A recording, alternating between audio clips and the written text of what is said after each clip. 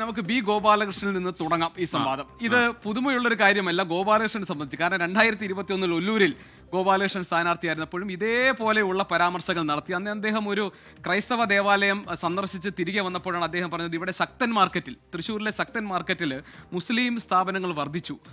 പിന്നെ അദ്ദേഹം പറഞ്ഞത് ക്രിസ്ത്യാനികളുടെ സ്വാധീനം അവിടെ കുറഞ്ഞു. പിന്നെ അദ്ദേഹം പറഞ്ഞത് UDF-ഉം LDF-ഉം ഒക്കെ മുസ്ലിം സംഘടനകളുടെ നിയന്ത്രണത്തിലാണ്. അപ്പോൾ ബി ഗോപാലകൃഷ്ണനെ സംബന്ധിച്ച് ഇതൊരു പുത്തരിയുള്ള കാര്യമൊന്നുമല്ല. ബി ഗോപാലകൃഷ്ണൻ ഇത്തരത്തിലുള്ള വർഗീയ സ്വഭാവമുള്ള പരാമർശങ്ങൾ ഇതിന് മുൻപും നടത്തിയിട്ടുണ്ട്. അതിന്റെ തുടർച്ചയായി നടക്കുന്നു എന്ന് മാത്രം. ഇതിലൊരു അപകടകരമായ കാര്യം ഒരു ഫ്ലക്സ് ബോർഡ് സ്ഥാപിച്ചിട്ടുണ്ട് ആ മണ്ഡലത്തിൽ. ആ ഫ്ലക്സ് ബോർഡിൽ മുസ്ലിം നാമധാരികളായ MLA-മാരുടെ പേരുകളാണ് അദ്ദേഹം എഴുതി വെച്ചിരിക്കുന്നത്. അപ്പോൾ ബി ഗോപാലകൃഷ്ണൻ ഇങ്ങനെ ഒരു ലിസ്റ്റാണ്. അതെ, ഞാൻ പറഞ്ഞത് ഇതിലെ വിവാദ ഭാഗം എന്ന് പറയുന്നത് അദ്ദേഹം ഞാൻ ജയിച്ച MLA-മാരുടെ പേര് വരും. പക്ഷെ വേറൊരു പശ്ചാത്തലമുണ്ട്. 48% വരുന്ന ഹിന്ദുക്കൾ ഉള്ള സ്ഥലത്ത് ഇതുവരെ ഒരു ഹിന്ദു MLA ഈ മണ്ഡലത്തെ പ്രതിനിധീകരിച്ചിട്ടില്ല എന്ന് പറഞ്ഞത് ഇതേ ഗോപാലകൃഷ്ണൻ. ആ വെളിച്ചത്തിൽ വേണം അദ്ദേഹത്തിന്റെ ഈ ഫ്ലക്സ് ബോർഡിനെ കാണാൻ എന്നാണ് എന്റെ ഒരു നിരീക്ഷണം. ഇനി നമ്മുടെ മുന്നിലുള്ള മറ്റൊരു പ്രധാനപ്പെട്ട പ്രശ്നം കേന്ദ്രമന്ത്രി സുരേഷ് ഗോപിയുടെ കാര്യമാണ്. തൃശ്ശൂരിൽ 2024 സുരേഷ് ഗോപി മത്സരിച്ചപ്പോൾ അദ്ദേഹത്തിന് കിട്ടിയ ഭൂരിപക്ഷം 74,686 വോട്ടുകളുടേതാണ്. അദ്ദേഹം ഇതുപോലെ മതചിഹ്നം ഉപയോഗിച്ചുവെന്നും മതത്തിന്റെ പേര് പറഞ്ഞ് വോട്ട് പിടിച്ചു എന്നുമുള്ള കേസാണ് ഇപ്പോൾ ഹൈക്കോടതി ആ കേസ് ഹർജി സ്വീകരിച്ചിട്ട്. അതിൽ പ്രധാനപ്പെട്ട കാര്യം ഈ സുരേഷ് ഗോപി ഒരു ഉപഹർജി നൽകിയിരുന്നു, അത് പിൻവലിക്കണമെന്ന് ആവശ്യപ്പെട്ട് അത് കോടതി അംഗീകരിച്ചിട്ടില്ല. വിചാരണ നേരിടാനാണ് പറഞ്ഞത്. ഇനി പേരാമ്പ്രയിൽ ഇതുപോലൊരു സംഭവം ഉണ്ട്. അവിടെ പ്രതികരണം കൂടെ നമ്മളൊന്ന് കേൾക്കാം. കേട്ടല്ലോ. മേൽക്കോടതിയുണ്ട്, സുപ്രീം കോടതിയുണ്ട്, അവിടെ പോകും. എനിക്കും അവകാശങ്ങളുണ്ടല്ലോ, പോകും. അല്ല, അതൊക്കെ അവർ പറയുന്നത് പറയട്ടെ, ഞങ്ങളുടെ അടുത്തുമുണ്ട്, അത് ഞങ്ങൾ ഹാജരാക്കും. അല്ലല്ലോ, അവിടെ നിന്ന് പറഞ്ഞിരിക്കുന്നതല്ലേ. ഇനി മറ്റവർക്ക് തിരിച്ചടി കിട്ടുന്ന വിധി വരുമ്പോൾ നിങ്ങൾ എന്ത് പറയും? അങ്ങനെ തിരിച്ചടിയും അടിയും ഒന്നുമില്ല.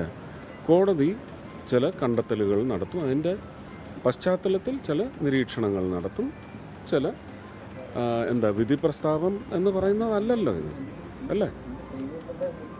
പറട്ടെ.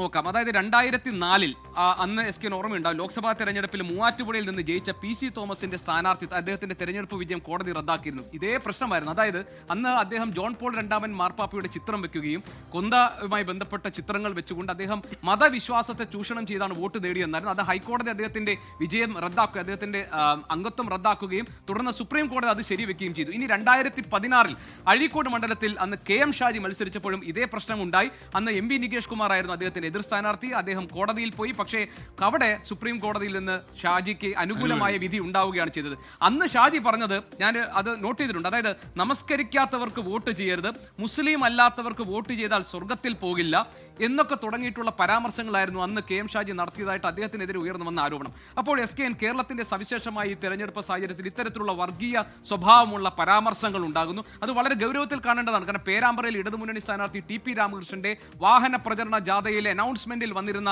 ഒരു വാചകം, അത് ഫാത്തിമ തെഹ്ലിക്ക് എതിരായിട്ടുള്ള അവിടെ മുസ്ലിം മത തീവ്രവാദത്തെ വളർത്തുന്നു എന്നൊക്കെ മുസ്ലിം ലീഗിനെതിരെ ആരോപണം ഉന്നയിച്ച് നടത്തിയിട്ടുള്ള പരാമർശത്തിനെതിരാണ് ഇപ്പോൾ KSU കേസ് കൊടുത്തത്. അപ്പോൾ കേരളത്തിന്റെ മണ്ണിൽ തെരഞ്ഞെടുപ്പ് കാലത്ത് വളരെ ബോധപൂർവം ഇത്തരത്തിലുള്ള മത ധ്രുവീകരണ ശക്തികളെ സ്വാധീനിക്കും വിധത്തിലുള്ള ഇടപെടലുകൾ ഉണ്ടാകുന്നുണ്ട്. വളരെ ഗൗരവമുള്ള വിഷയമാണ്. ജനാധിപത്യ സംവിധാനത്തിൽ ഒരു മതേതര സമൂഹത്തിനകത്ത് ഇത്തരത്തിലുള്ള മതങ്ങളെ സ്വാധീനിക്കുന്നതോ അല്ലെങ്കിൽ മതത്തിന്റെ പേരിലുള്ള വോട്ട് ചോദിക്കാൻ പാടില്ല എന്ന അടിസ്ഥാന ജനാധിപത്യ തത്വം നമ്മൾ ലംഘിക്കുന്നു. അത് ഗുരുതരമായ പ്രശ്നമാണ്. അത് ചോദ്യം ചെയ്യപ്പെടേണ്ടത്.